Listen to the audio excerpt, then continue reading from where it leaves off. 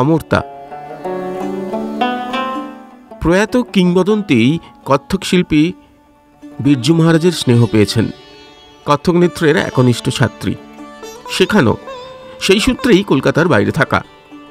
এই রিলস আর রিয়েলিটি শোয়ের যুগে যাতে এই প্রজন্ম নিজেদের ঐতিহ্য মনে রাখে তারই চেষ্টায় আছেন।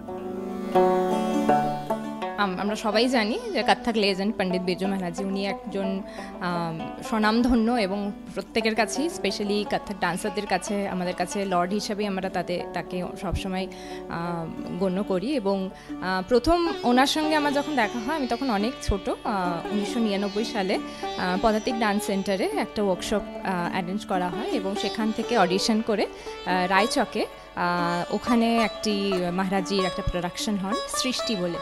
তো সেখানে প্রথম দেখি মহারাজজিকে এবং সত্যিভাবে মুগ্ধ হয়ে যাই ওই কম বয়সেই।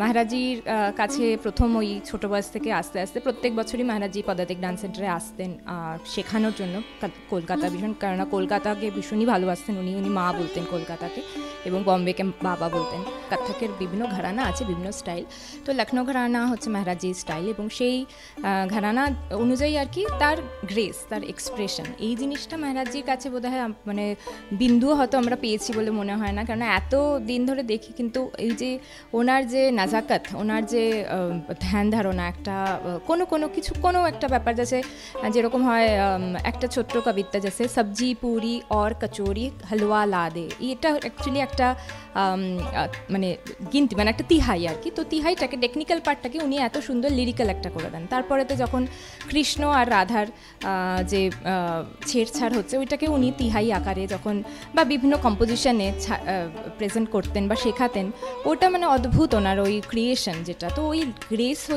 গ্রেস বলো বা তার যে ওয়ে অফ প্রেজেন্টেশন স্পেশালি, সেই নাজাকাতই একটা বিশাল ব্যাপার। এবং ডেফিনেটলি ফুটওয়ার্ক তো আছেই, ফুটওয়ার্ক বলো এবং টেকনিক্যাল পিস, তাহলের আন্দাজ এবং অনেক কিছু, মানে সাগর, আমি বলি তো এটা পুরোই মহাসাগর।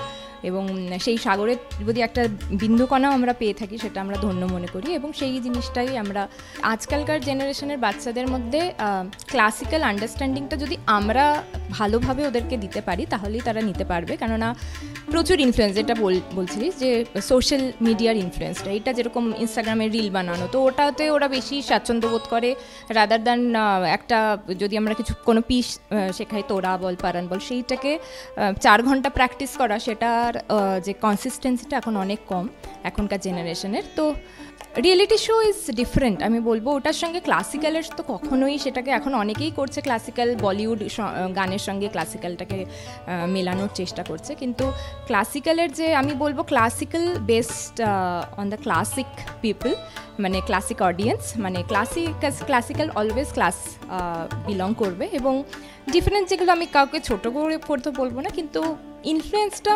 বেশি তাদেরই। এবং কিন্তু আমরা বলবো আমাদের দায়িত্ব এটা, আমরা যারা বহু বছর ধরে এই লাইনে আছি এবং এই আর্টের সঙ্গে যুক্ত আছি, আমাদেরই দায়িত্ব যে নেক্সট প্রজন্মটাকে আরও তাদেরকে উৎসাহ দেওয়া, যে ভালো কাজ করো, ভালোভাবে শেখো। আমরাই যদি ভালো কাজ দেখাতে পারি, তাহলেই ওরা শিখতে পারবে।